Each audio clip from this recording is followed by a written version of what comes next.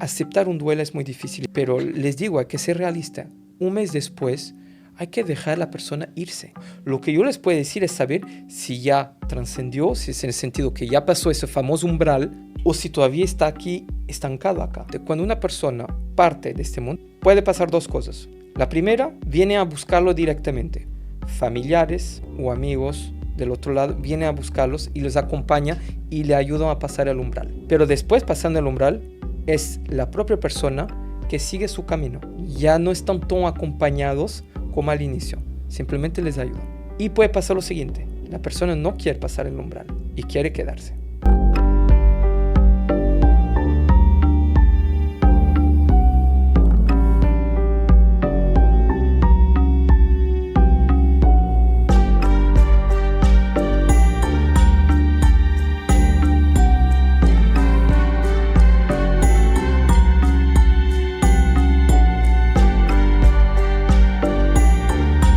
¿Por qué el duelo afecta tanto a las personas y por qué Matt, mi invitado del día de hoy, es una de esas personas que ayudan a sobrellevarlo? Bienvenido, estimado, ¿cómo estás? Hola, Una vez más, cuéntame, ¿por qué el duelo es esa puerta de entrada para que muchas personas puedan buscarte y puedan buscar en la mediunidad un consuelo a esa etapa tan complicada, pues, ¿no? que suelen vivir, ¿no?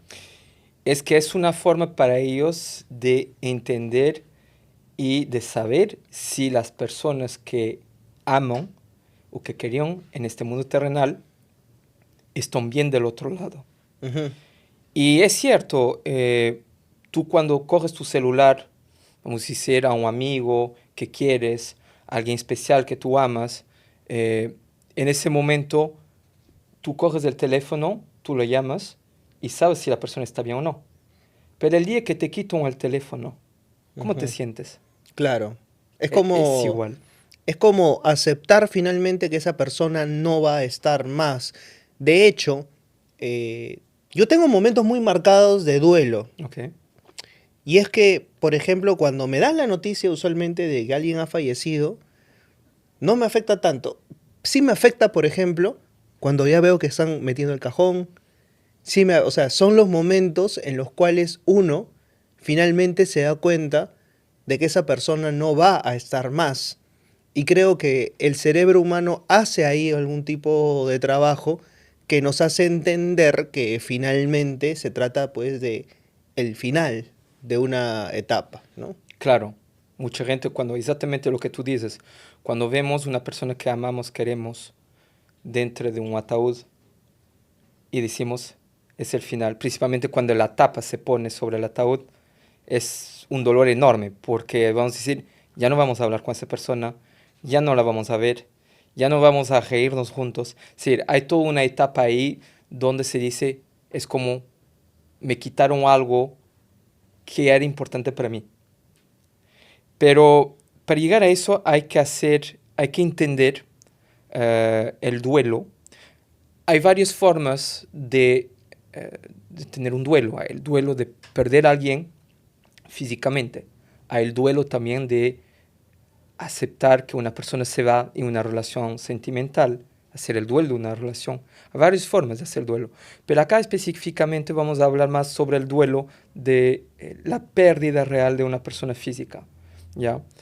Y hay un concepto, por lo menos un modelo que fue creado por Elizabeth Kubler-Ross en 1969, que era una psiquiatra, y ella decía que dejó que había 5 etapas en el duelo. Ok, ¿cuáles son? La primera en sí es la negación. ¿Ya? Es cuando tú dices, no puede ser, la persona partió, debe haber un mejor, no es ella, ¿ok? Después viene la ira.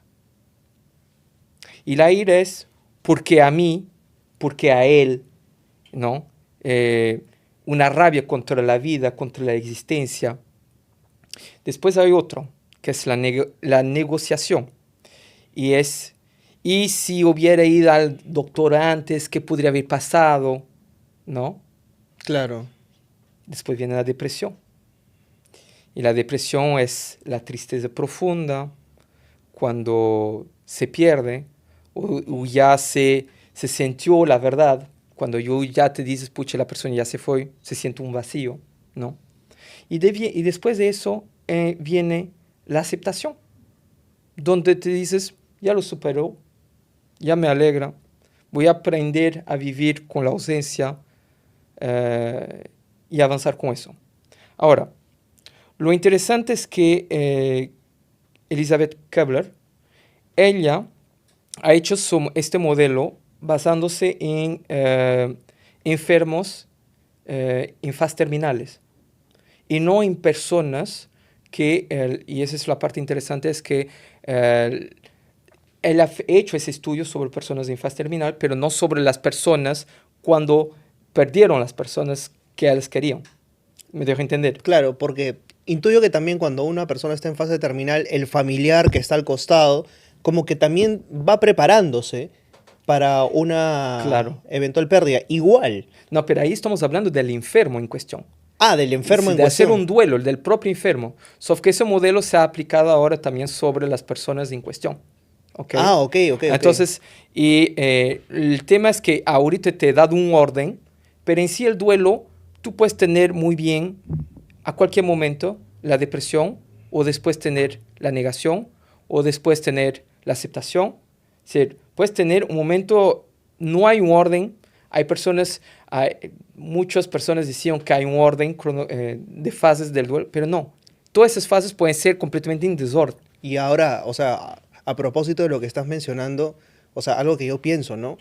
O sea, incluso en personas que tienen enfermedades degenerativas y demás, uno puede llegar a hacerse en la cabeza el proceso de duelo. O sea, puede estar diciendo, ok, ya no voy a ver a esta persona y demás, pero en el momento en que te dan la noticia, el momento en el que finalmente pasa, igual, o sea, Te pasa todo. como diría César Vallejo, nos sorprende a 24 horas, pero por segundo. Sí.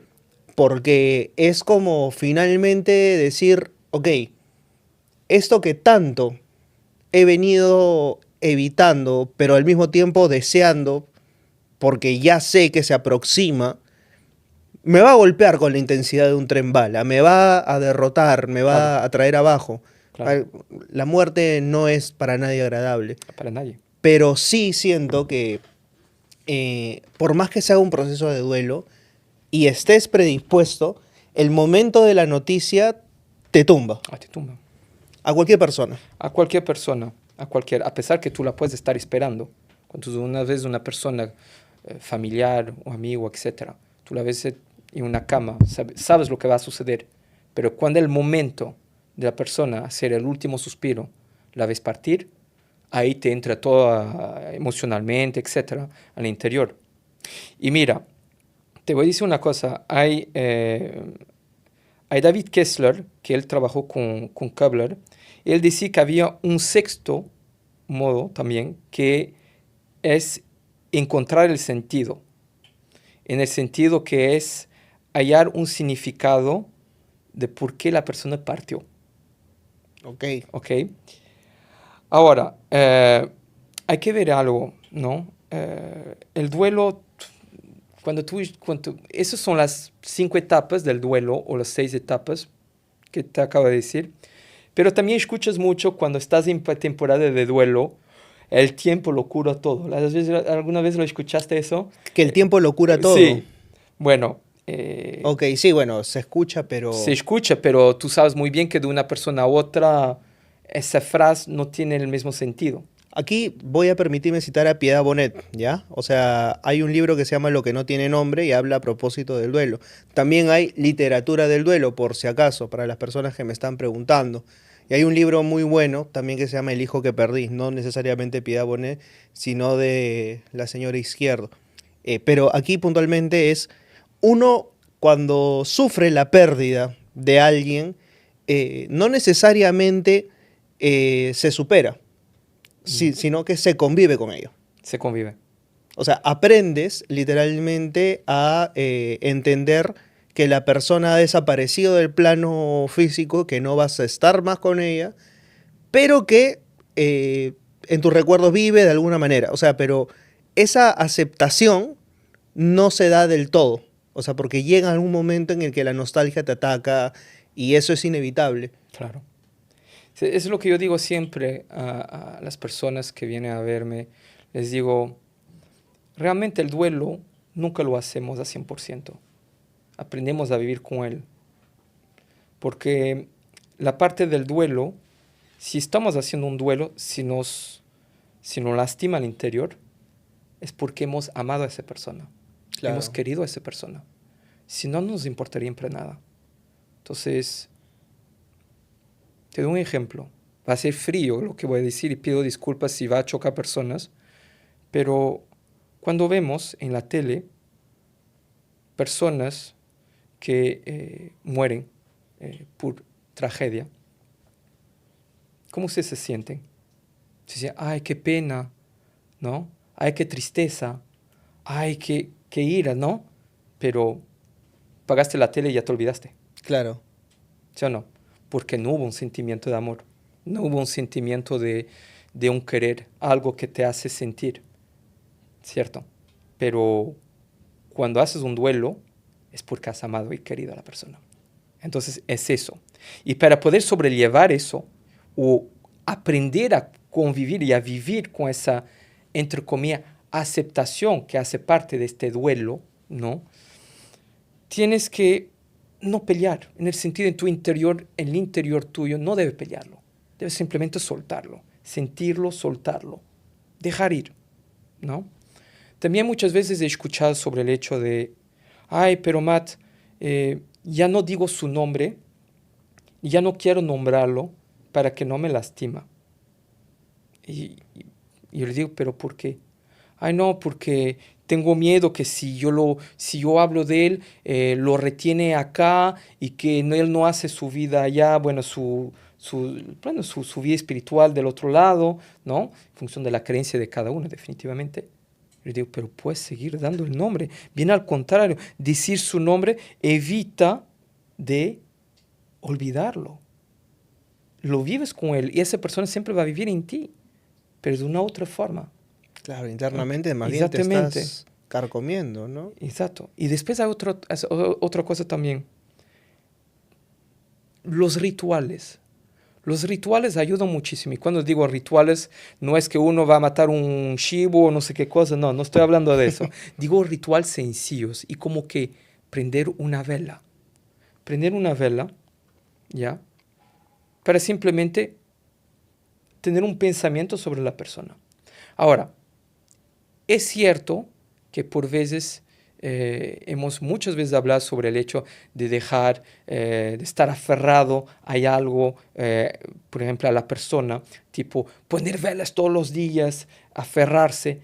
La persona del otro lado, y ahorita te hablo más como profesional en la parte espiritual, la persona lo siente que la persona está en sufrimiento y por veces le da pena a ver su ser querido estar sufriendo porque Claro. ya se ha ido.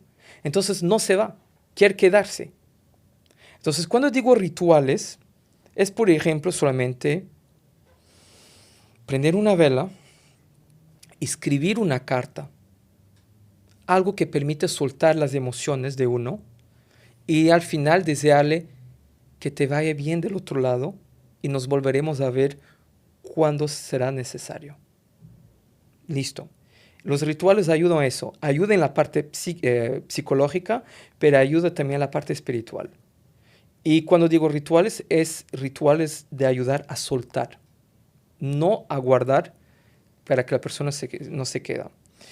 Y no olvidar algo, que no es porque la persona partió, que los vínculos, el vínculo del amor, el vínculo de ese vínculo familiar que había antes, todo eso se ha roto. No, sigue existiendo, pero de una forma muy distinta. Cuando la gente empieza a entender la muerte y empieza a entender que la muerte es simplemente una etapa, y ojo, más una vez lo que digo, lo digo por mis propias creencias, después ustedes hacen vuestras propias ideas y en función de vuestras creencias, pero es muy simple. Yo he vivido recientemente una pérdida trágica de mi hermano ¿ya? Y fue muy doloroso, no lo confieso, a pesar que tengo habilidades de todo eso, fue muy doloroso. Y lo digo más, fue más doloroso que mi propia madre, Ujú. ¿ya? Que hace 3 años atrás. Pero el hecho de estar en ese mundo espiritual, de entender cómo funciona, quizás es cierto de tener un ventaje, de poder ver ciertas cosas que algunos no ven, ayuda, es cierto, ¿no? Pero ayuda a hacer el duelo. Pero no los voy a esconder, sigo siendo humano. Y sigo siendo una persona como cualquier otra, de llegar al final de la tarde o de estar manejando en mi auto y de estar pensando al momento que cerraron el ataúd, la tapa del ataúd de mi hermano. Me pasa eso. Pero lo acepto. Lo acepto diciéndome que ya pasó, fue su etapa y ahora hay que seguir. Y él tiene que seguir. Entonces, lo doy como ejemplo porque yo sé que muchas veces hay mucha gente que nos está mirando. am, Aceptar un duelo es muy difícil y tengo muchas personas que vienen en sesión y que Mm. vienen ni siquiera un mes después que partió su familiar. Matt, yo sé, porque esas personas que vienen, la gran mayoría sabe cómo yo trabajo. Yo no invoco.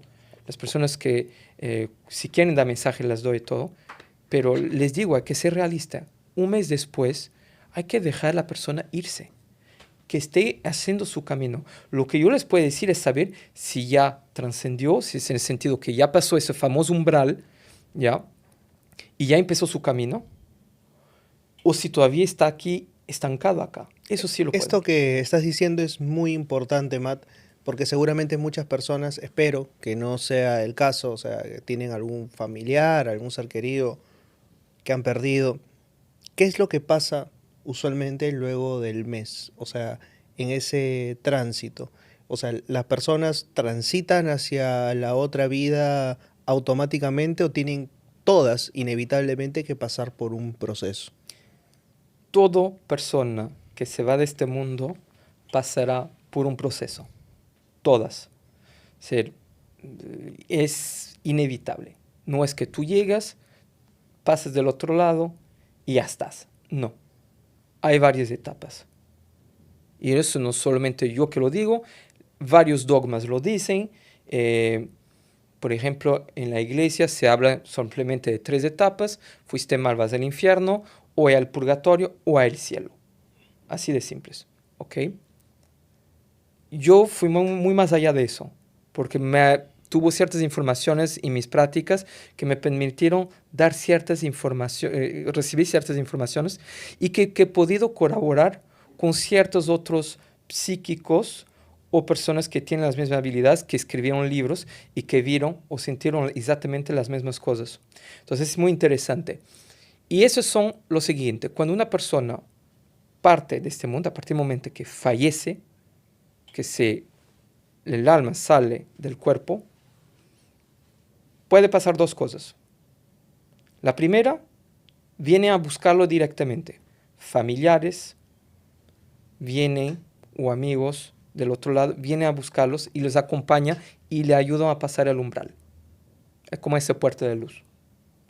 Pero después, pasando el umbral, es la propia persona que sigue su camino. Ya no están tan acompañados como al inicio. Simplemente les ayudan. Y puede pasar lo siguiente. La persona no quiere pasar el umbral y quiere quedarse por X motivo. Y voy a dar otro ejemplo acá. Es un ejemplo muy personal, pero lo comparto porque me parece interesante para que lo entiendan. Cuando mi hermano partió, mi hermano no se fue inmediatamente. O sea, a partir que él falleció en su cuarto del hospital, yo le he visto partir, él no quiso irse. Se mantuvo al costado de la cama, pero mi madre ha venido y estuvo a su lado. Y yo le dije, ¿por qué no te vas? Y no me dijo nada en ese momento. Entonces yo me dije, tú tienes que irte. No me decía nada en ese momento, al pie de la cama. Nos retiramos y yo fui a mi casa y bueno, el preparar toda la parte velorio y todo eso, ¿no? Y hubo una mañana, me despierto, empiezo a hacer mi aseo y todo eso, y veo a mi hermano y me habla. Y en ese momento le digo, ¿qué haces acá? Tienes que irte, ya no tienes nada que hacer acá, tienes que irte.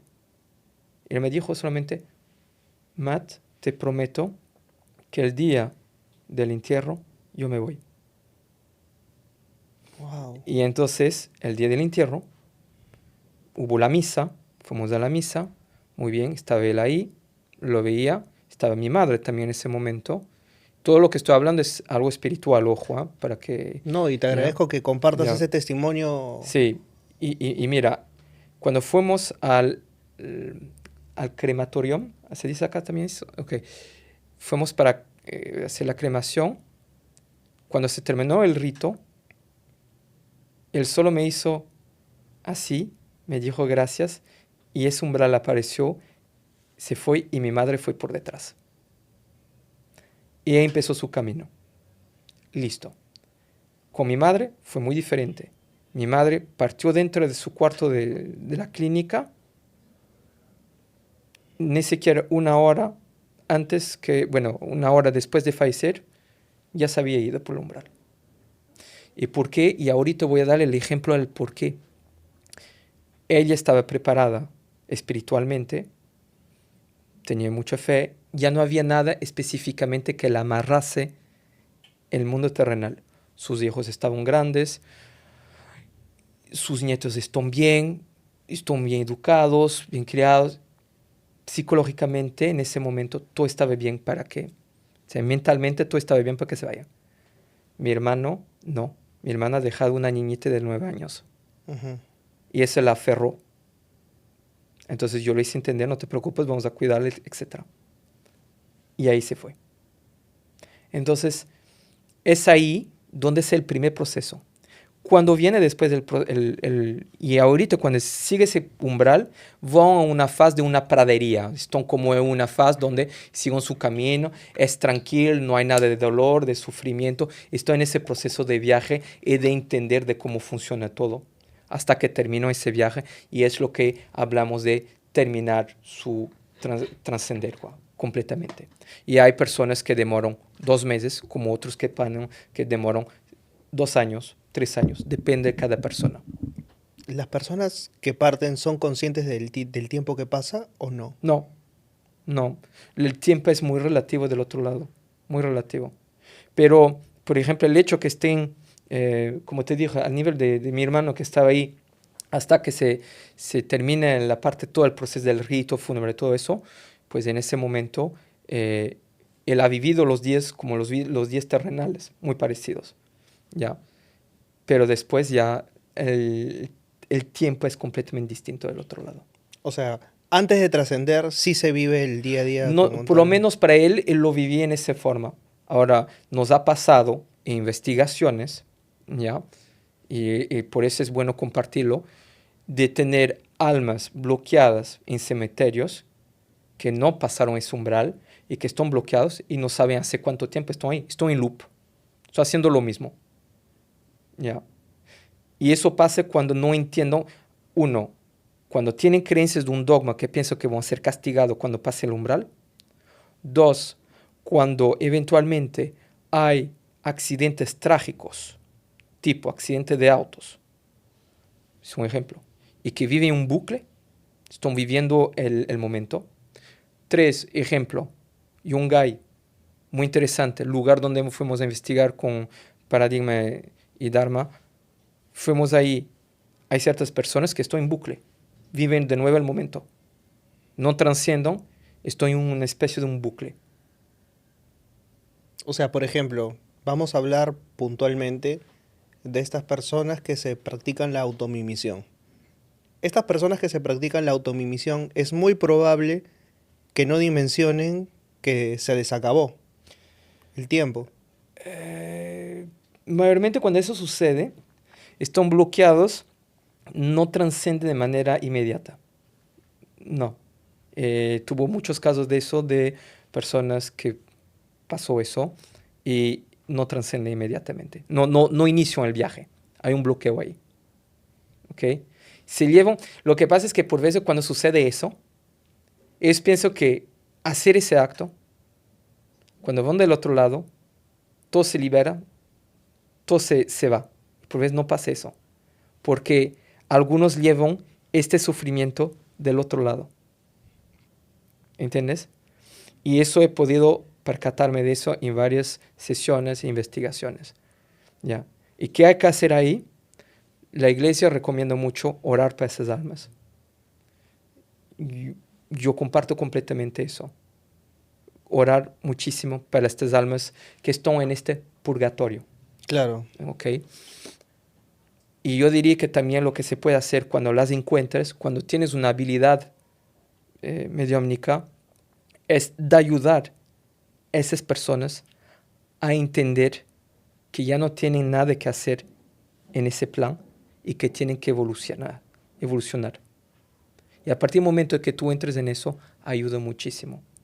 Entonces, para volver un poco al tema del duelo, cuando ustedes entienden todos esos factores, entienden que que hay más allá algo, y que por veces es cierto, no tenemos todas las explicaciones, no las tenemos, Gianfranco, no las tenemos, sí. ¿Ok? Yo, a pesar de lo que estoy compartiendo con ustedes, yo sé que quizás hay otras personas ahí en el chat seguramente que lo van a tener de una u otra percepción, y eso se respeta por completo. Yo no digo que yo tengo la razón, yo solo comparto lo que he visto, lo que he vivido, y que recientemente, en menos de 4 años, he podido vivir de manera física, porque lo he visto, ¿ya?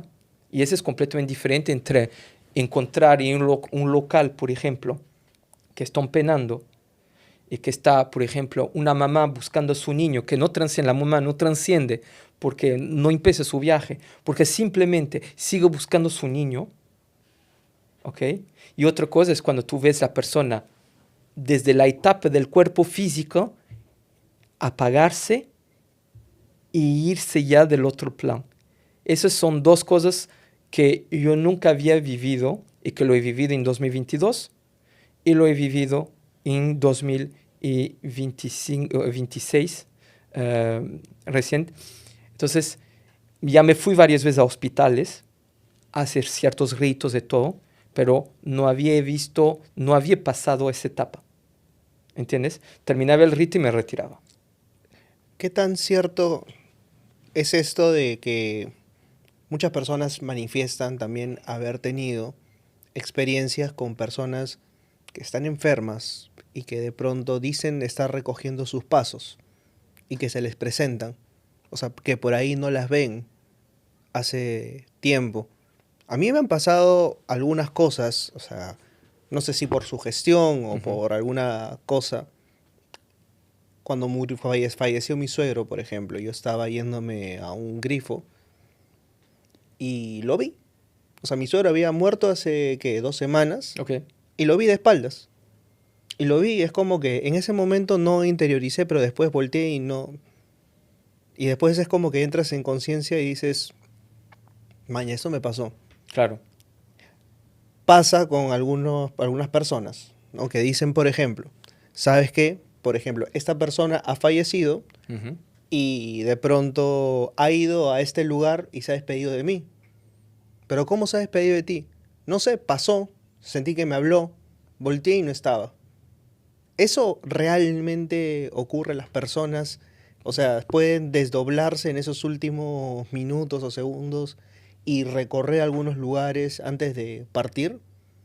¿Eso suele ocurrir o es también parte de una mitología popular que se ha extendido y no necesariamente tiene un asidero dentro de lo que te ha tocado investigar? A ver, he tenido casos que sí, tuvo personas que estaban en una cama de hospital y que hubo personas familiares que lo vieron a esa persona o en la cocina, pero son fragmentos, ¿ah? O no es algo que dura durante 1 minuto, 2 minutos, son fragmentos de 2, 3 segundos. Claro, o sea, no es que han conversado. No, claro, pero sí es completamente, bueno, de la investigación que he hecho, sí. Ahora, no tuvo muchos casos así, te lo digo ya, tuvo más casos de personas que parten y después reviven sus pasos justo antes de irse, ¿ya? Que no sé, la persona fallece hoy, ahora dentro de unas 2 horas está en su casa moviendo tazones, escuchándola en la cocina durante la noche y después terminó. Ya no se escucha más nada, se fue. Ujú. ¿Ya? Y eso hay muchos reportes de eso. Y eso no es ni cultura, bueno, popular, ni nada de eso, es realmente sucede. Y te lo digo, ha sucedido en Francia, sucede en cualquier parte del mundo, hay muchos relatos de eso. ¿Ok? Ujú. Entonces, sí, mira, como te compartí contigo sobre la parte de mi hermano, él no se fue, solo se fue, mira, él partió el sábado y el rito fúnebre fue el jueves. Ujú. Entonces, de sábado a jueves hubo varios días, ¿ok? Entonces, en varios días, él tuvo tiempo de hacer una multitud de cosas. Claro. Ver, etcétera, ¿no? Entonces, eso es lo que digo. Si es posible, sí se hace. Sí, para mí está clarísimo. Pero, ahora, a nivel del duelo de una persona física, cuando ve todo eso y que no lo entiendo, hay algo que para mí me dejó con muchas preguntas, es, al inicio yo me digo, ¿cómo es que una persona que eventualmente no cree en nada, bueno, llega al final y siempre intenta creer algo? Es algo increíble porque yo me digo, hay algo que por veces me deja perplexo, así me deja pensativo, pero al final de cuentas, tú puedes ser el más no creyente y no creer estrictamente a nada, pero cuando llega tu día, ya estás creyendo en algo. Hay una explicación para eso, o sea, bueno, Friedrich Nietzsche, o sea, Ajá. explica eso y dice que cuando nosotros vivimos, o sea, creamos un marco de verdad, pero cuando tú estás muriendo, muere contigo ese marco de verdad. Ujú. Entonces, muere contigo esa verdad, entonces te quedan dos caminos. O aferrarte a esa verdad que está muriendo contigo, o abrazar una que de repente no es la que siempre asumiste que la correcta, pero de pronto te puede brindar algún tipo de esperanza. Necesitamos creer en algo, Sí, en estamos. algún momento. O sea, y si es que por eso es que ocurre muchas veces que personas agnósticas, ateas, terminan en el último segundo Sí. de sus vidas abrazando algún tipo de religión, ¿no? Entonces, tiene que ver con el tema de los marcos de verdad. O sea, si ya está muriendo contigo eso, o sea, y no tiene ya nada más en qué creer, abrázate algo. O sea, Algo. el ser humano necesita creer en algo. Siempre, siempre. Mira, como tú dices, hay gente que va a creer quizás algo espiritual y hay otros que van a creer algo material. Claro. No digo en el final de su vida, pero en el transcurso de existencia hay gente que te va a decir, no, yo no creo nada no, en Dios o todas esas cosas espirituales, yo no creo nada de eso. Para mí ese es un charlatanismo, bla, bla, bla, bla, bla, bla. Pero por lo tanto, ¿qué crees? Te aferras al dinero, te aferras a eso, crees en cosas quizás materiales, ¿entiendes? Entonces, vamos más allá de todo eso, es simplemente la parte espiritual, ¿entiendes? Pero es, como tú dices, el ser humano necesita siempre aferrarse a algo, aferrarse, eso es súper importante. Así es. ¡Wow! ¡Qué denso el programa del día de hoy! Espero que les haya gustado. Y si no les ha gustado, por lo menos que les haya servido para enfrentarse a determinados temas que a veces son incómodos. Y por eso este programa y el canal en general tratan de ponerlos sobre la carpeta. Nos estamos viendo. Gracias, Matt. Gracias a ti, Franco. Nos vemos. Suerte. Chau, chau.